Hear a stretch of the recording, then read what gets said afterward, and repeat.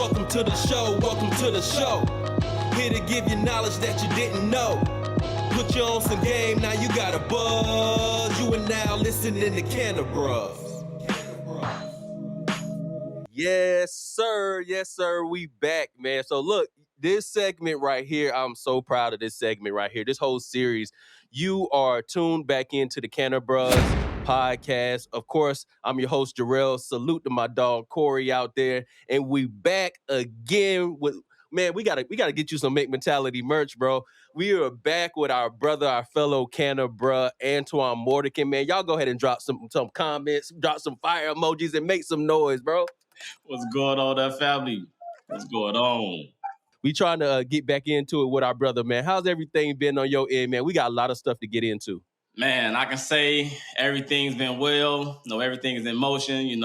I've been blessed, extremely favored, man, and happy to be on this legendary journey I'm on called life. Man, we know you, of course, on this platform is not only a fellow Cannabruhz, but also as the CEO of Native Black Cultivation, Native Black Farms. Man, tell them what else you're getting into and what we're going to be kind of diving into today. Man, we got a lot going on. So I also serve, I done some work with Tuskegee University, the Carver Integrated Sustainable Center. Helping them out with their cannabis initiative, man. We got a radio segment, man. I can't even say it's a radio segment because it's on YouTube. Growing the Green. Growing the Green, man. Growing the Green, man. Well, we have weekly conversations just about cannabis in itself, giving folks local updates. I'm here in the great state of Alabama, and there's a lot going on out here as we're providing the masses with, national information. Then most importantly, man, just having a conversation about cannabis in the state of Alabama so folks can be more prepared, what is to come, the industry that is here, and then, to let folks know what the law, what the rules is, or even what cannabis is, the anatomy of descheduling to rescheduling. It's a lot that we cover on, even down to hemp, man, feeding material, food, shelter, and fuel, it can be used for a lot. So we touch on all of that. But you mentioned a hot topic that's going on right now, man, that decriminalization and or legalization situation that's going on. We seeing movement. A lot of people you see the news out there. Everything is going on about rescheduling and trying to get it down to a Schedule 3 and be considered similar to like Tylenol with codeine and things like that. Man, tell us where you stand and how you feel about the whole decriminalization and legalization process. Talk to us about that. I'll say this. Decriminalization and legalization is two different things. So on that decriminalization, we definitely got to get that done. No matter what, we can't continue to lock folks up for cannabis in no form or no fashion, down to a citation, a warning, or something like that, or a ticket. Nobody needs to be in jail for cannabis. Nah. But now when it comes down to rescheduling versus descheduling, I was on the side of, I'm still on the side of descheduling. But I've been able to have some conversation, at a really high level. I'll actually like to give Eric Foster, he's the National Policy Director for Minorities for Medical Marijuana. And this man, salute. When it comes down to a lot of this stuff, man. I done learned so much stuff about the legislative process from this man in the matter of like 2 years, and I learned in my entire 30 years of living. Yeah. So real wealth of knowledge. He dropping real gems. Yeah. And he give you real paths and ways to be able to get stuff done. He ain't just out here talking like you can't do this. You're like, well, nah, you're going to do this. You got to email. You got to connect with so-and-so. You got to hit your representative. Oh, man, he got the roadmap. Yeah. Descheduling would be great, but, we can't necessarily deschedule now because it actually has medical benefits, which has been proven in this document. So rescheduling would be one of the better options, anywhere from Schedule 1. But as a Schedule 2, I wish it can really go down to like a Schedule 5 that allows for everyday people to be able to get access to. And I think that's down like with the over-the-counter Tylenols and things like that, because it ain't like it don't hurt anybody. But now, we know. Cannabis in itself, the cannabis sativa plant, no, it does not belong there. Because then we get into the other aspects of it, of the industrial use of it. We can use it for so much, from textile to fiber, animal feed, building material, insulation, energy, power, fuel. That's the craziest thing to me. I'm like, how is this placed up there with cocaine and LSD? Like, when have you ever been able to build a house out of cocaine? Look, you might believe you could build a house when you own cocaine, but you ain't building. It ain't gonna be no structure. That's the thing about it. I'm talking, bro. I got dog shampoo. We got dog treats. I'm trying to think of all the different uses we find in my house. We find a million uses for cannabis in my house. I mean, it never made sense to us, to be honest with you. You know, for us to actually like understand like the healing capabilities of the plant, actually understand how it can galvanize people from different sides of the tracks, and you know, from up north and down south and east and west, and all that, bring us all together. We did it. You know, we went around. You know, we went on a tour in 2022 with the media, on the media side, and we going to Minnesota. Ain't never been to Minnesota. Only thing I knew from Minnesota was KG used to ball back there, and Prince. You know. And we go to Minnesota, and it was love I'm talking about in the Uber from the airport to the hotel, bro. So I mean, it's been love everywhere. That's what the plant really does, and they got the nerve. People. It unites the people. They got the nerve to say it's the same as LSD and cocaine, man. Is beyond me. And yeah, so that is an issue, because of course we having this conversation in the smack dab middle of Black History Month. One more time, remember that this is the Black History Month series, the Black Avengers series, and that's why we sitting down with you, bro. Talk about the racial discrepancies that you were able to notice from your seemingly equal counterparts, you know, when it came to what you've been through as of late. Because if they don't know, you know, we could really get into that. Man, we can really get into that. But before we even get into the historic moment of this opportunity, you know, we really step back into me just being a young Black man in the state of Alabama, which a lot of folks may not know or recognize. I'm an electrical engineer by nature. Hey, that's what it is that I do. And just, you know, the hurdles in corporate America that I dealt with, even, you know, to be able to get what I felt like I would deserve, you know, ultimately, you know, end up leaving one of my companies that I was with for over a decade, just because they didn't want to develop me. You know, they didn't want to give me opportunities. I'm interviewing positions internally. I'm getting denied. They got me feeling like I'm a bad engineer, yo. And I know that wasn't true. So that's what that ultimately inspired, you know, the transition, you know, even get into the cannabis space, or really just going head on with it, and going as hard as I was going. I knew what was going to come of it. And, you know, we just kind of had some mild haters in between that. So now going for medical cannabis in the state of Alabama. So I joined Minorities for Medical Marijuana in 2019. In 2020, I got appointed as the Alabama State Director for M4MM. In 2021, I got the opportunity to speak in front of the Alabama Health Committee to be able to support the law and program that we have now. In 2022, I actually applied and submitted an application to the governor's office, Governor Kay Ivey. You know, I love you. You know, I still respect Kay Ivey in the seat, but I guess she felt like I wasn't worthy. She felt like I didn't qualify to be able to serve on the commission, which by all means, I appreciate that. You probably looked out for me. That being said, you know, I still was heavily involved in the process. I was at every commission meeting, receiving information firsthand, learning about what it is that the commission doing, learning about the rules and regulations, knowing when the rules and regulations was being submitted. Like, it was 30 days that the public can be able to comment on the rules and regulations. Like, I know the rules and regulations like the back of my hand, bro. It was either like I was going to help write the rules and regulations, or I was going to be one of the first initial players when this game kick off. You know, I not be an owner. Talk about it.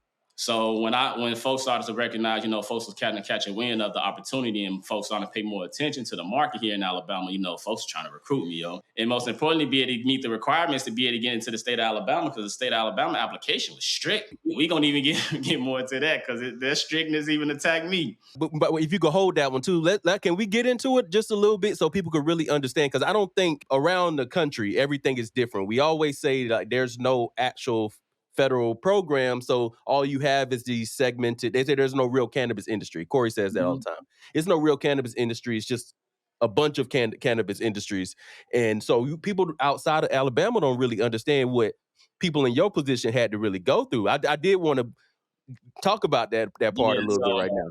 I'm a unique individual here in the state of Alabama. I compiled my application myself with the help of some good friends. So anything about my applications, I was able to answer. So once we kind of got through all that process, getting the applications graded, getting evaluation, making changes and all that stuff. June 12th of 2023 was the first time the Alabama Cannabis Commission initially awarded their license.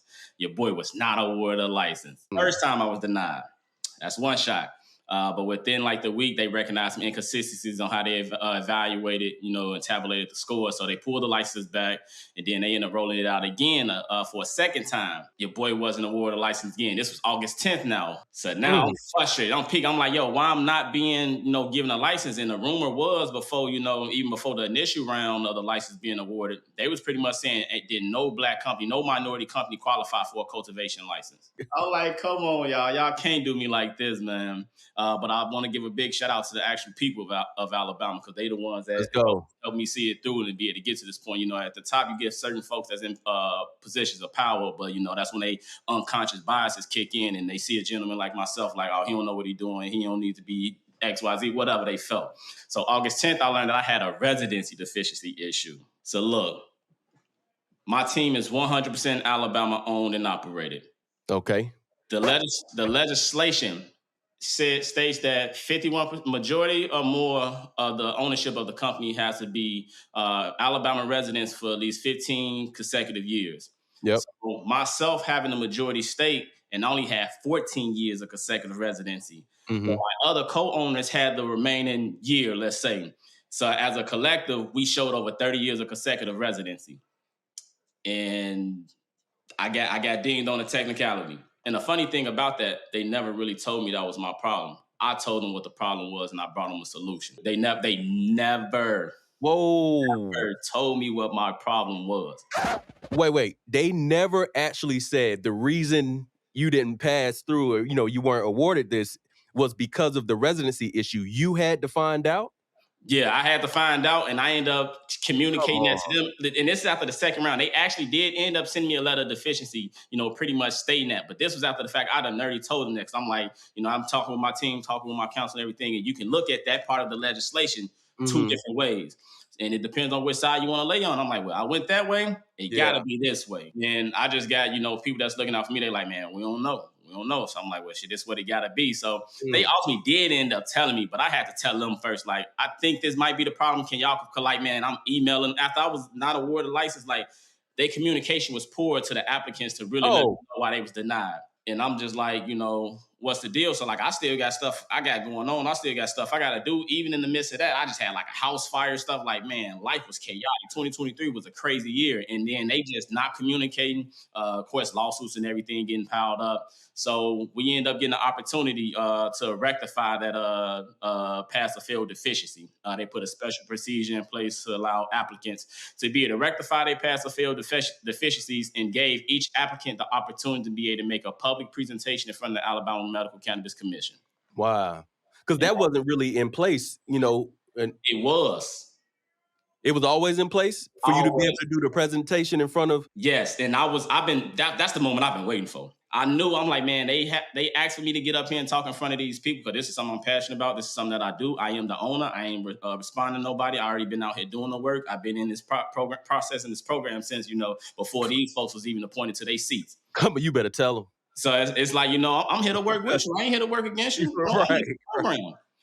In the legislation, they did have an opportunity to be able to schedule public hearings, but the commission had the option. It wasn't mandatory. They had an option to be able to make that happen if they felt like it was necessary. One of the commissioners even brought that up, like, we need to interview these companies and these owners so we can know who it is that we, giving these licenses to.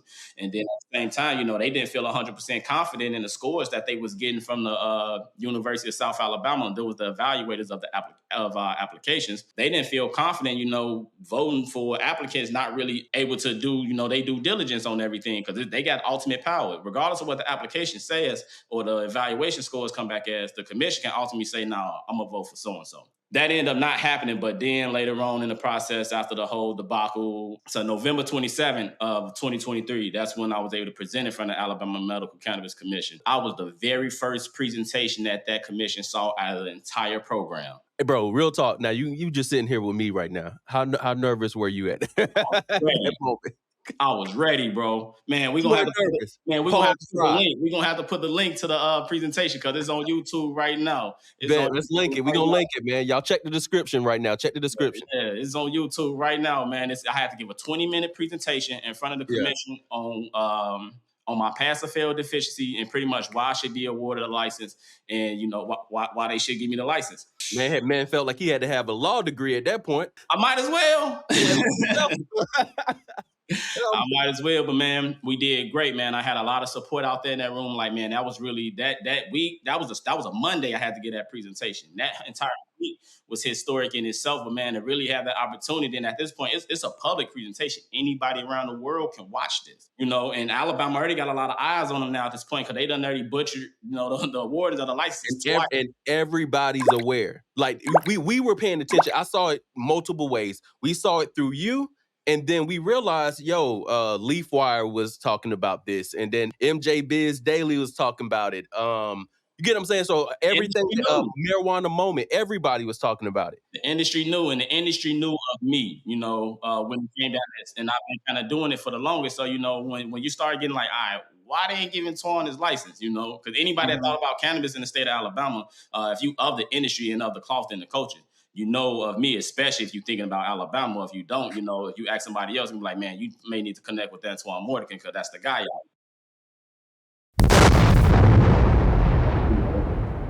They know. So man, when I got up there, man, I talked my piece, man. I had a lot of supporters come up, man. Like that room, like with me being the very first presentation, folks was like, man, you know, you sure you want to go first? You sure you want to go last? I'm like, nah, I got to set the bar. I'm setting the tone when we walk in here. I felt bad for everybody that had to go after me. Man was making history. He said, man, get out the way, man. Your kid gonna read about this one day. I gave that 20-minute presentation just by myself, you know, addressing everything. You know, I'm answering questions, anything they had, man. I was ready. You know, I was excited. I ain't gonna lie to you. I was excited, but I was nervous as hell. A good anxiousness, like that good anxious feeling. Yeah. I'll give you that. I was nervous, but you got to really think about the environment. Look at the climate I'm in.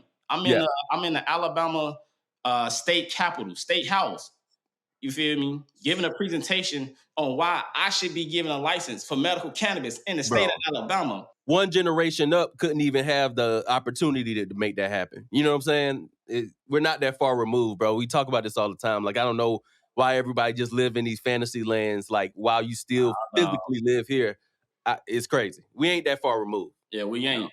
And I knew that was going to be a historic moment. So, you know, that presentation, man, you know, I'm a man of faith. You know, we prayed before. You know, I had a lot of supporters come out. Out of that entire room, I probably had about 30, 40 folks, you know, show up to be able to support me. You know, 50% of the room was there with me. Man, that even spoke volume and power in itself too, man. When I was finishing my presentation, you know, folks dapped me up. They're like, man, you did good. You know, I appreciate it. You know, even the folks that went right after me, you know, they shook my hand. They were like, man, you did great. And then half of the room left with me.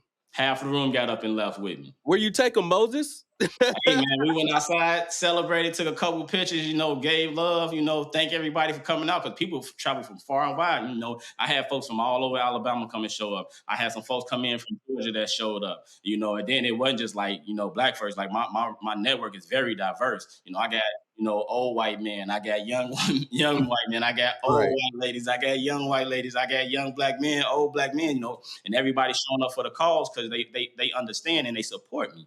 And that's the biggest thing about it. When folks think about cannabis in Alabama, I've been the one on the news, I've been the one in the communities. Like, I can walk certain streets of Alabama that other CEOs in this space and industry here in Alabama can't go. They can't walk through. They can't enter certain rooms, you know. And being of that cloth, man, you know, man, folks support authenticity. Every time. It always wins. It always wins, bro. It sucks, though, man. We talk about it.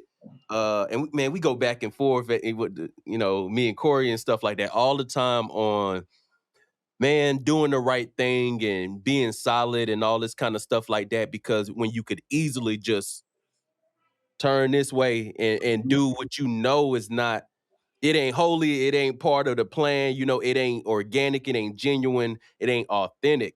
And so, like, it sucks that life is kind of set up in that way. I say all the time, bro, because it's just like, man, if I ain't stayed true to the cause, man, I could have easily I would have been up here, up in this way. I would have been up every way. Just dip, yo. I ain't have to deal with these struggles. Man, come on, man. And a lot of people have taken it too. So you seeing people actually get what looked like apparent wins by making that decision, red pill, blue pill. You chose the blue pill and you decided, I'm gonna stay solid. I'm gonna do the right thing.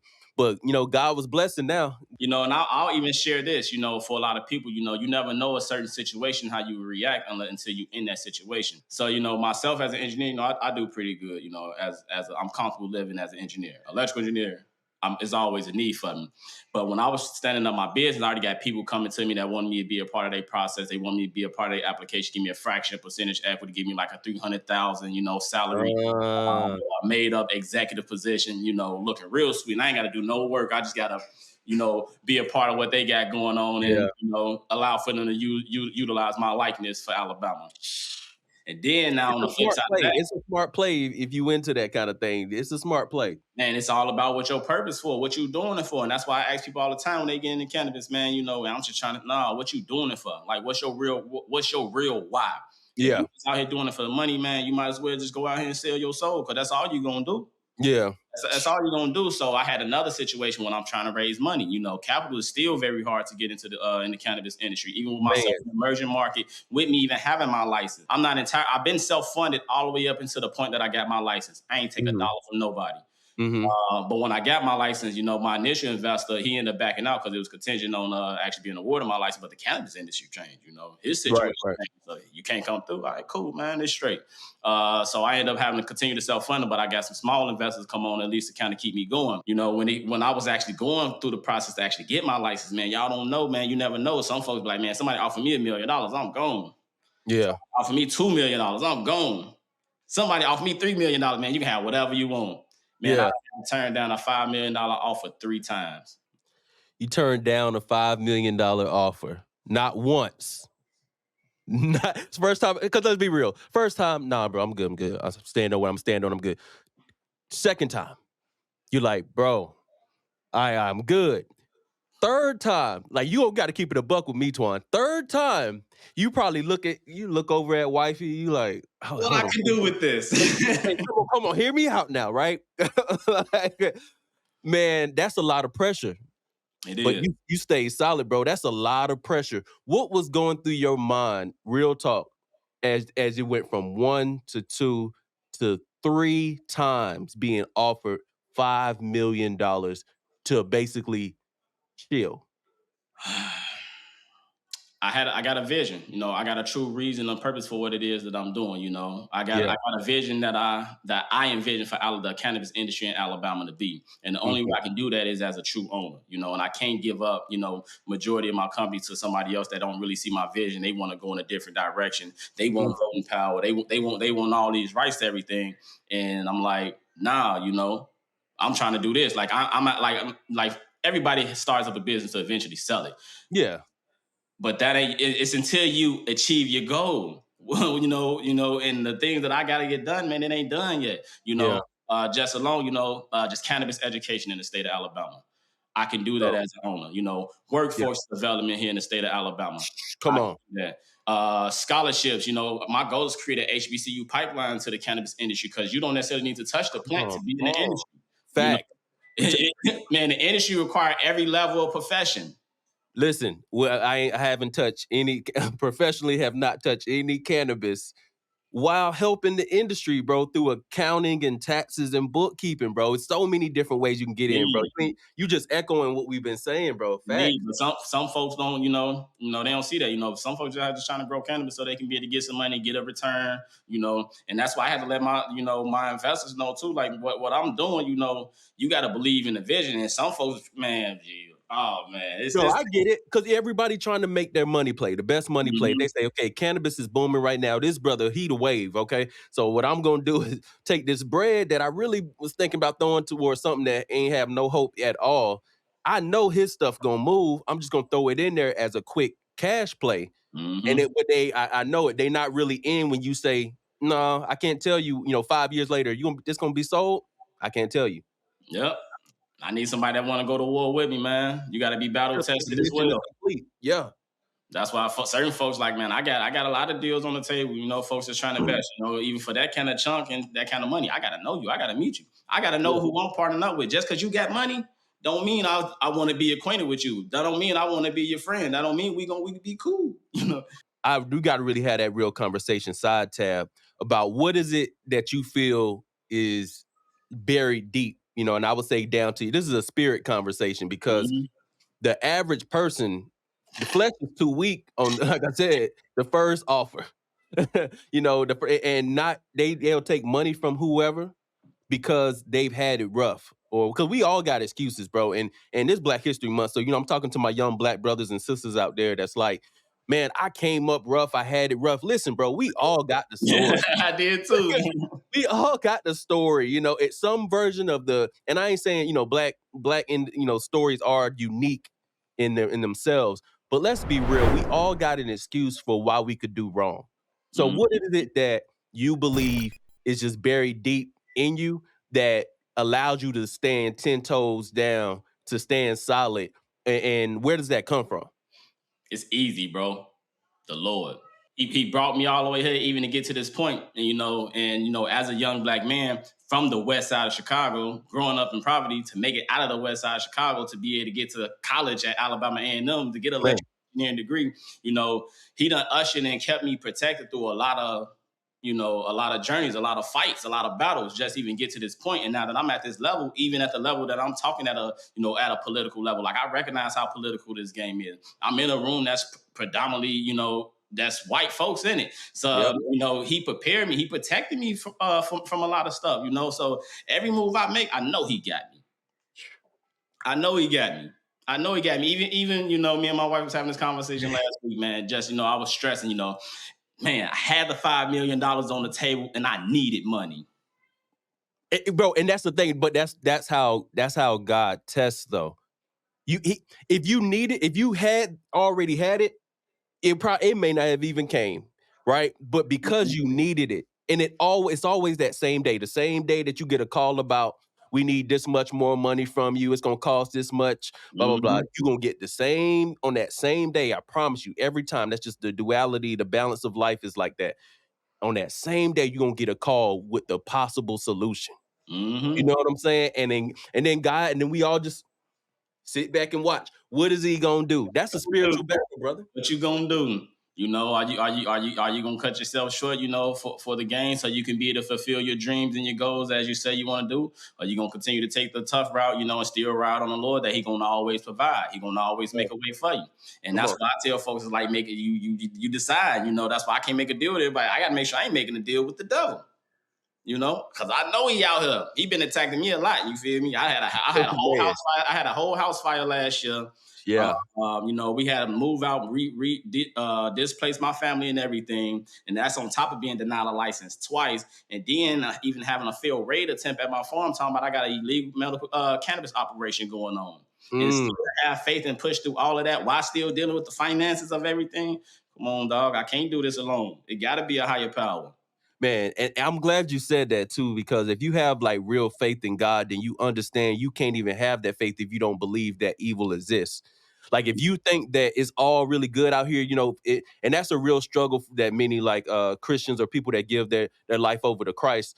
The one of the biggest issue is you think as soon as you cross over, when you hit the spiritual switch, if you will, you think everything gonna be good. That in them endorphins that hit you in that moment while you standing Mhm. inside the church, and the elders' hands on your shoulders and all that stuff is happening, bro. You think, man, I'm gonna walk out of here and life gonna be different, bro. The sun gonna shine differently. It's gonna peek through the clouds and everything gonna be good, bro. Like my whole attitude, no, your attitude is still your attitude. These are things that your flesh has to overcome. Mhm. Your addictions, your habits, and you got to realize you still living in this flesh. So you got to understand, yes, that's kingdom coming down to earth, and earth come back to the kingdom. You know what I'm saying? But it's so much work that's already placed here in this current environment that you have to overcome. You don't have your wings yet. You're not able to just soar like that yet. And that's just part of the challenge. Man, man, the fact that you went through everything, man, and of course, we knew about a lot of this different stuff. The audience, of course, did not know about these things happening. Like if you just go through LeafWire, you just seeing, hey, this black brother in Alabama, he got this license and he was denied before and now he got it. I think that's what the headlines look like. Mhm. Yeah. But for us that was watching it close, bro, like I'm sitting there watching, I said, man, this. I said, I looked at my wife, real talk, bro, and I was like, man, devil trying to get this brother, man. Mm-hmm. Like straight up, I looked right at my wife and I was like, yeah, they trying to take Twan down, man. That's My whole family, man, that situation was crazy. Everybody was in there except my wife, man. I had to get my 3 kids and dogs out and just stand outside watching my joint burn. you told me, I think via text that, everybody was good, everybody was okay. That was the So biggest blessing in it all. that's the blessing. I got the most important pieces to my life right here. All this Yeah. stuff, man, we can build over, Lord. Hey, what he say when he tear it down? He gonna give it back to you 3 times, threefold. Three times as big, yeah. Go on, do your thing, Lord. Go on, do your thing. I ain't even about to stress about it. We gonna go over to this hotel. We gonna kick it for a little bit. We gonna provide, and that's what he did, man. The community showed up, supported. Other families helped me, help my family, in the midst of the time. And then just with everything going on in the state, the media still supported me. I'm still at the commission meetings. The other grassroots organizations in the cannabis industry out here, they with me, they support me. I was talking with one of my buddies, and they like, man, bro, I saw that your house was on fire, but he like, man, just how you moving, yo, the fire never happened.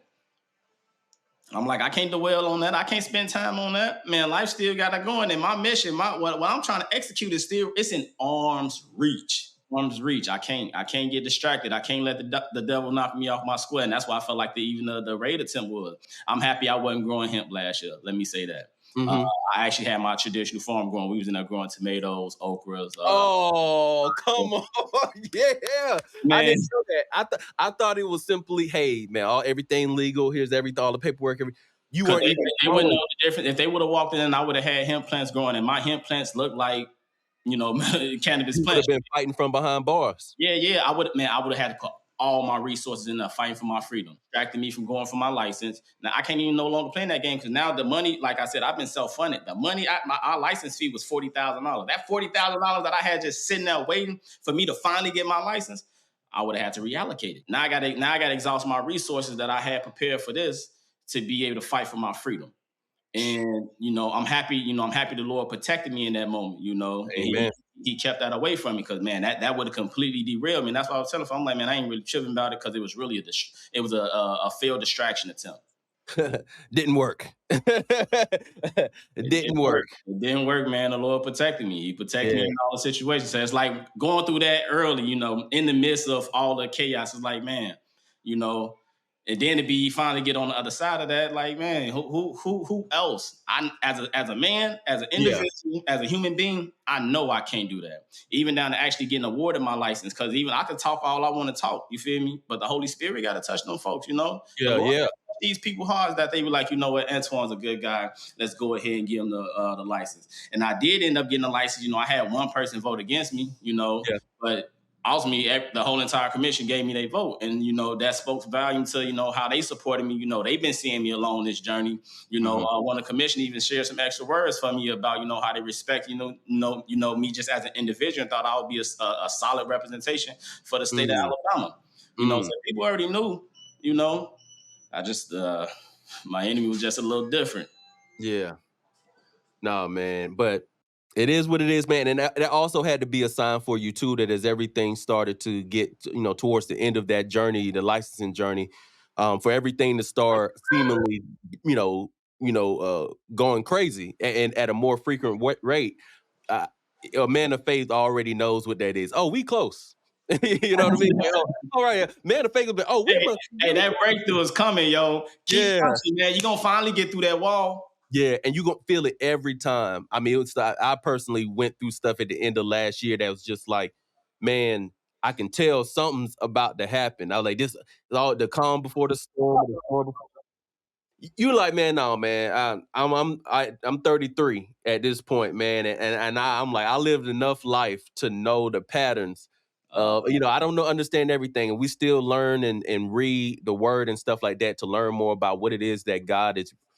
Learning God's personality even more, right? And it's like we can never be completely predictable to us. It's never going to happen. But it is one of the dopest lessons that you can learn in this lifetime is to try to experience and actually learn it. Like you will research your favorite sports hero or, the person that's at the top of your field, to be able to like try to figure out what is God's kind of purpose and reasoning behind why he does certain things. What's his personality? So you can dictate the patterns, how they're gonna impact your life. You know what Mm-hmm. I'm saying? But man, it's the dopest thing about that your story, bro, is because you were able to hold on to something that's bigger than yourself.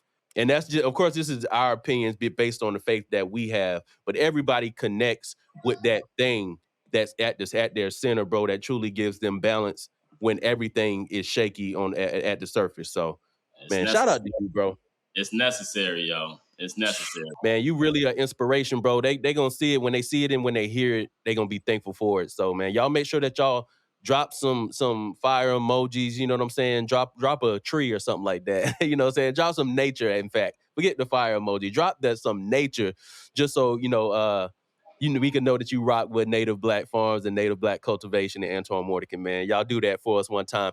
And before we continue, man, don't y'all forget, if you got up to this point already, to follow Twan, man. He on LinkedIn, Antoine Mordican, on LinkedIn. So you can find him there. You can find him on Instagram. He's the homie at King Twan 84. If you don't know him, get to know him, man. The story is beautiful. He's a dope brother, like just a dope dude to chill and chop it up with. And he's always a wealth of knowledge. And he's the transparent brother too. That's like, hey, man, I can open my mouth and tell you what I need, right? And where my deficiencies are.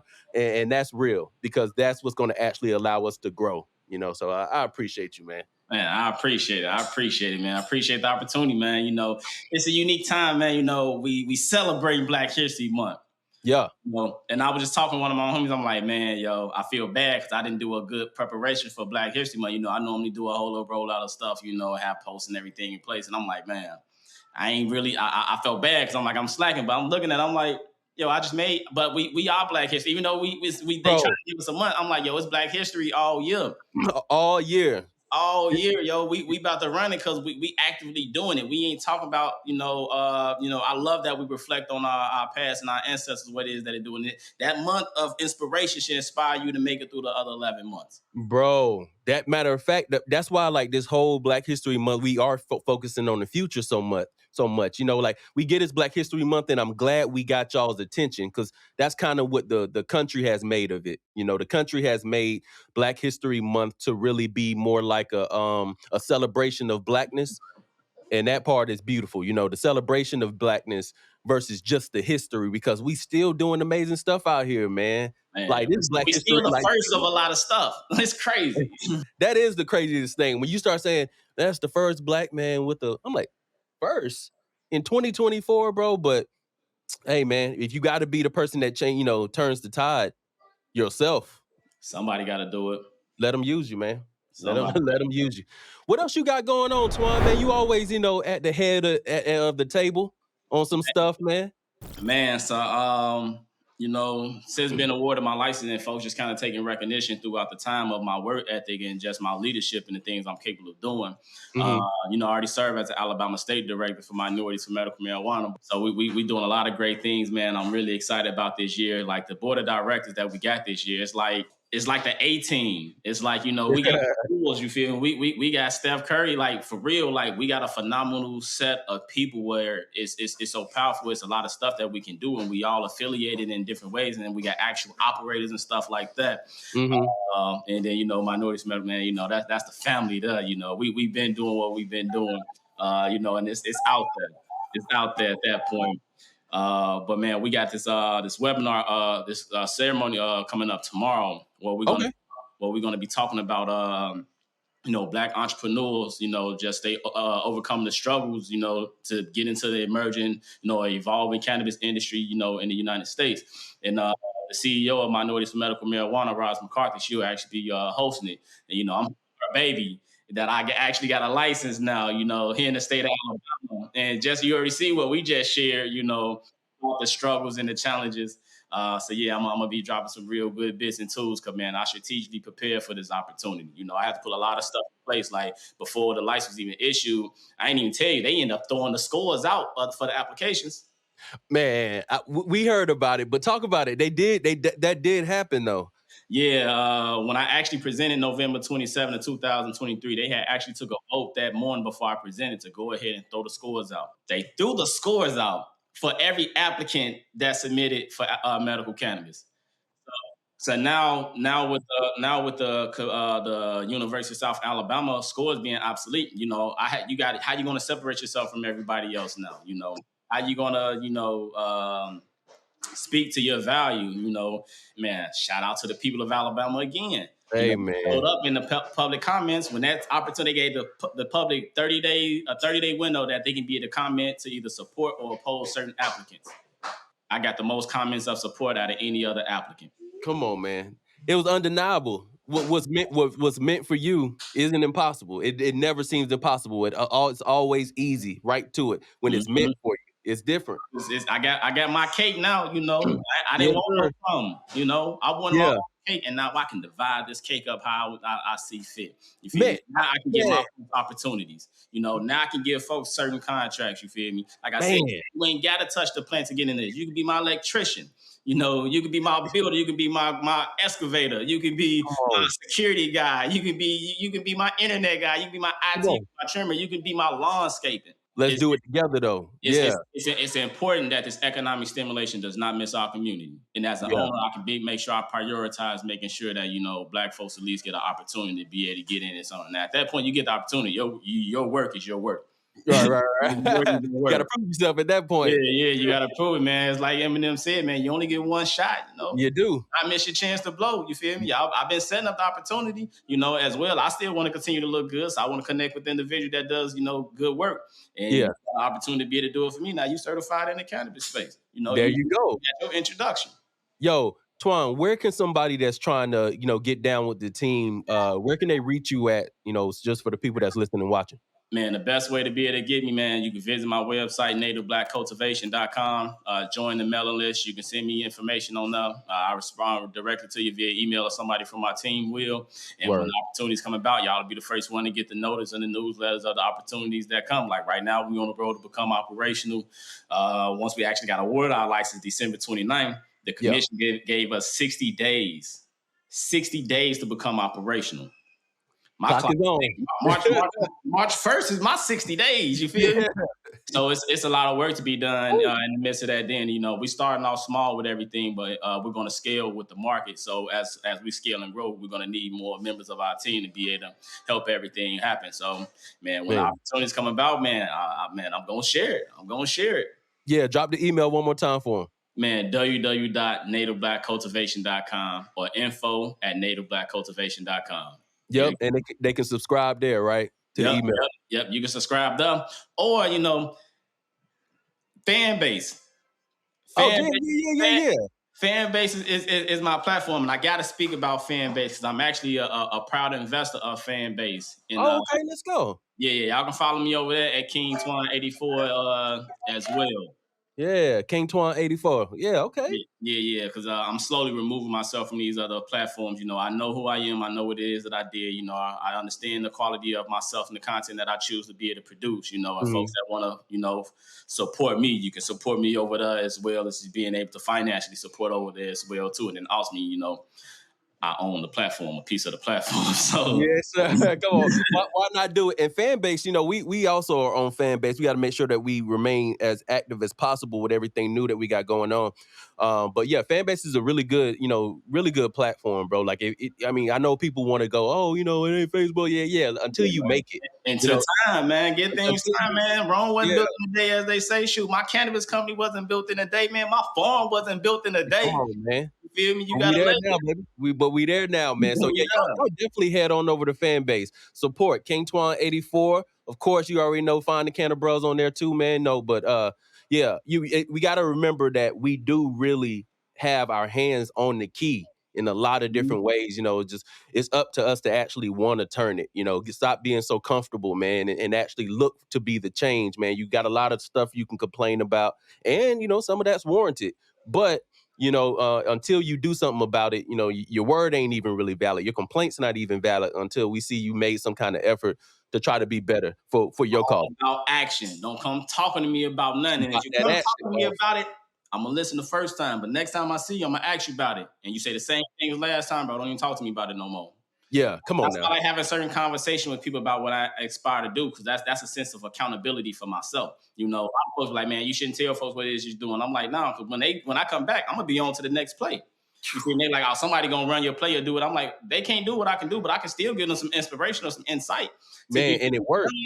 You know, so I'm like, I'm on to the next play. Hopefully, you able to receive some more gems the next time I see you. Because I'm gonna drop them. I'm gonna drop them. It's up to you if you want to pick them up. But best believe it's accountability for me. You know, that I continue with the forward motion. You know, ain't nothing been stagnant. A lot of folks are kind of think about the cannabis industry in Alabama with the lawsuits and litigation that the industry is not moving forward. Now it's moving forward. Like I said, March 1st is my date. I'm able once March 1st and I get my final inspection, I'm able to grow. Yeah, man. But man, what else, man? Before we get out of here, bro. I know you got some different events that's coming up. You know, we talk about, you know, the 22nd. Remind them of that event real quick, and then anything else that you got going on. Yeah, the 22nd with Cannabis Labs, we'll be doing. I'll be a part of a seminar called "Overcoming Challenges." It's strategies for Black entrepreneurs in evolving cannabis industry. Where we'll be just having a conversation, man, on the struggles that we especially struggles that I went through, and kind of how we went about overcoming it. Which is going to be a lot of gems, especially for those that's cannabis entrepreneurs. When Roz brought me in, you know, when she took me under her wing, she was like, all right, what exactly is it that you want to do? And that's what a lot of folks don't be knowing. You know, the industry so broad. They like, oh, well, I want to get in and do X, Y, Z. And now how you want to go about doing that, and then then what kind of impact do you want to leave? That's when you really got to start asking yourself these deep questions. Like, dang, is this something I really want to do? Word. I put the house on this, I put the bank on this, you feel me? To kind of get a lot of this stuff done. So when you finally know exactly what it is you want to do, then you can execute the proper steps to be able to get you where you want to go. But it's just like any other vision, man. Once you make it to one side, or once you get kind of closer to your vision, now your scope widens. Now you're seeing a new part of your image or your picture that you didn't see, 1,000 feet away. Now you're 100 feet up on the picture. Now you can see, man, I can do this, I can do that, I can do this, I can do that. Then you just kind of evolve and grow from there while you still stick true to whatever it is that you was trying to do. That's gonna be awesome, bro. How can they sign up, or if they're in the area, where exactly is it gonna be? It's online. It's gonna be a virtual seminar. You can go to Cannabis Lab. It's on Eventbrite. The link will be right here. Yeah, we're gonna drop the link. You got it. Yeah, the link right here, man. You can check us out, man. It's gonna be a one of a kind conversation, and it's not a conversation that's talked about often. Especially with first trying to get rid of DEI and social equity, in my opinion, which is a myth. We really had social equity. It's no other than true ownership. Yeah. Now I had that conversation several times fold over. So it's like, give us the opportunity to be able to do what it is that we set to do. But however, you got to be positioned to do so. This game is not easy. It's not no freebies. They not giving you nothing. Man, being an entrepreneur and a CEO and an owner, it ain't meant for everybody. Yeah. And it just takes folks to be able to get a little taste of it. Like, nah, I'm going to go and work over here, or I'm cool with just, kind of supporting, playing a follower role, or just being a role player, and you can kind of get in your lane that way until you build. And that's valuable too. I mean, just like you kind of build up to the point, then you can do your own thing. Because that's why I aspire for everybody that come work with me, Cool. Come work under my umbrella. I pray that you stay, I pray that you be happy and fulfilled while working for me. But best believe when it's time for you as a butterfly to get out your cocoon and spread your wings, by all means, I'm going to sign off on that, because you are a product of me as you continue to float out in this industry, and you're going to be highly sought out because they're going to see what we're going to be doing over here. Come on. Authentic. That's authentic. That's real. Man, that's love, Twan, man. Anything that you need from us, man, just pick up the phone, man. You already know what it is. A quick text message. It's Cannabruhz for life, man. So we really appreciate you. You can follow us at the Cannabruhz on TikTok, IG, Facebook, whatever, the local newspaper, your mom house, whatever, at the Cannabruhz, BRUHZ. I appreciate the opportunity to be able to get up and speak to you all. I'm hoping I drop some more gems along the way as you aspire to do whatever it is that you need, or anybody that just need a little bit of encouragement or motivation on this Black History Month. It's nothing. Don't never put any limits on yourself, man. The possibility of you as an individual is limitless. It's all about how you believe in yourself about getting it done. Yes, sir. Yo, Twan, my brother. Happy Black History Month, bro. Happy Black History Month, Mom. Yes, sir. Welcome to the show. Welcome to the show. Here to give you knowledge that you didn't know. Put you on some game, now you got a buzz. You are now listening to Cannabruhz.